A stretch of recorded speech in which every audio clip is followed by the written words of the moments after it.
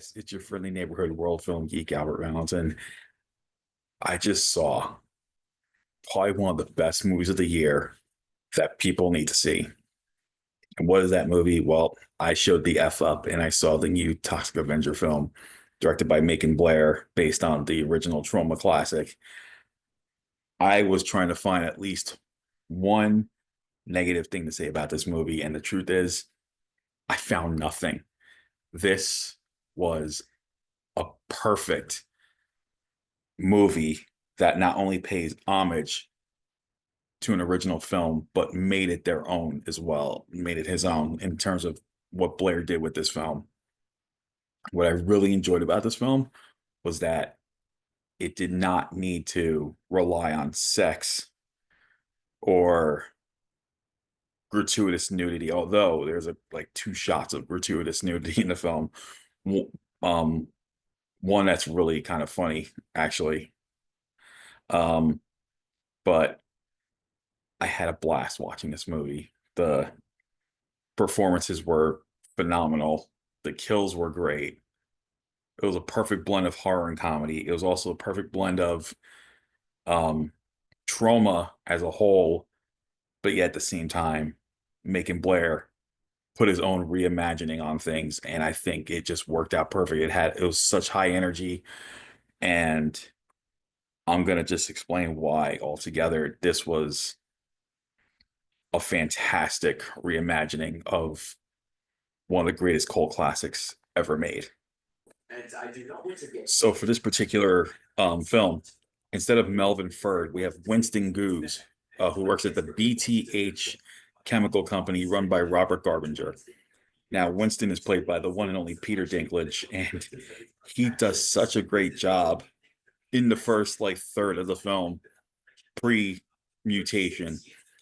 He's lost his wife to cancer, and he's trying to have this relationship with his stepson Wade, excellently played by Jacob Tremblay. And his stepson is an aspiring entertainer like his mom was. And for those who wonder what BTH stands for, this is one of the Easter eggs of Troma. It stands for Body Talk Healthcare. Body Talk happens to be the name of the theme song of the original Toxic Avenger, performed by Sandy Farina.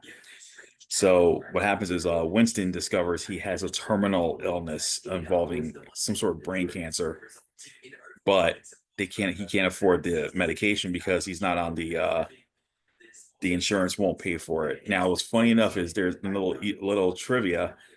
The insurance agent heard over the phone is none other than Jane Levy of the Evil Dead reboot and Don't Breathe. So what happens is he crashes this little party and meets Bob Garbinger, played by Kevin Bacon, who does his best. Nicolas Cage could have probably played this role if Kevin Bacon didn't play it, but Kevin Bacon brings that Nicolas Cage energy to the role, in my opinion, which I absolutely love. But when Winston discovers something, he decides to rob the place. And at the same time, J.G. Doherty is this journalist who's a whistleblower whose boss died, and her boss has the same name as the OG Toxic Avenger, Mel Ferd. Keep that in mind. There's a whole bunch of Easter eggs. I'm not going to give them all away, but I'll just give you a couple of them just to get an idea of what to expect in this movie. Of course, when JJ's busted by Fritz Garbinger, played by Elijah Wood, who was like the love child of Penguin and Golem, he sends in this monster core band of killer nuts who are actually working for the company.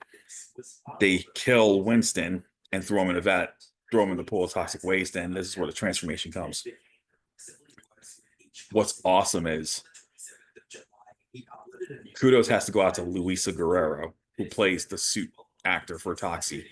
She does such a phenomenal job in terms of the movements. She studied Peter Dinklage's movements, and that's what she does for a living. She's a stunt performer and motion capture actor, so she learns all about movements, kind of like the way David Howard Thornton he learned from Stefan Karl, like the art of movement for the Grinch. I remember I think Damien Leone told me that a few years back. So Luisa Guerrero is just it's like that. She studied Peter Dinklage's movements, and she was perfect as the physical version of Toxie, getting to wield the mop and all this stuff. And of course, Winston tries to keep the relationship with his stepson, but also now wants to get even with BTH and all their crew for what they do. And before that, he takes on an homage to the restaurant attack in the original Toxic Avenger. He takes on a group of terrorists that have taken over the Miss Meat restaurant. And we get one of the most famous kills in this movie. This movie's just fantastic all around. The kills were great. It's a mix of CGI and practical. And we get the fact that it's a super powered mob, so it kind of brings a little bit of Toxic Crusaders mixed in. Because if you see the Toxic Crusaders cartoon, the mop was also super powered, and that's what it is in this as well. But he's got some new powers. I don't want to reveal too much of what the new powers are, but they were quite mind-blowing in my opinion. So aside from, being, this monster, this hideous monster, and, finally becomes this hero, he has a couple of brand new powers. And that's what I really like, the fact that Macon Blair not just paid homage to the original, he made it his own by adding these few new elements to the Toxic Avenger persona. And I think that's what really works. And there's a few twists and turns throughout the story that puts everything together. And I was quite fascinated with it. And I could not find one wrong thing about this movie. I absolutely love it. And one of my favorite kills is the mayhem he does at a music festival. You just gotta see it for yourself. It's just great. And altogether, I mean, I gotta say, Macon Blair, if you're watching this, you did a hell of a job. You really not only paid homage to Troma as a whole, but you made it your own. And I could see why Lloyd Kaufman passed the mop to you. It was well deserved. And quite frankly, I want to see a follow-up. That's all I'm saying. I know, and I will say, if you guys get to see this movie, please stay for the post-credit sequence. It's quite actually pretty funny. And I do hope that it does well enough that there's going to be a follow-up, because I would love to see more of this Toxic Avenger in new films. And let's see where things go, hopefully. So my final rating for the new Toxic Avenger, it's definitely one of my 3 favorite films of this year. It's getting an A+, and it's definitely going to be nominated for some World Film Geek Awards. I'm pretty sure of it at this point, because we're nearing at the end of August, and October 31st, I do the cutoff. But the new Toxic Avenger movie is freaking amazing. If it's playing at a theater near you, show the F up. Go see this movie. If you're a Troma fan, you have to see this movie. It is essential. It might even, if you haven't seen a Troma movie before, see this first, and it might just break your Troma cherry, and it might start saying, you might want to tell yourself, oh, well, this is so good, I might start watching Troma films. And I would recommend the original, of course. So see the Toxic Avenger, the new one. Show the F up. Thank you, Cineverse and Bloody Disgusting, for releasing this film. I remember when Legendary had said, oh, this can't be releasable, they can't find a distributor.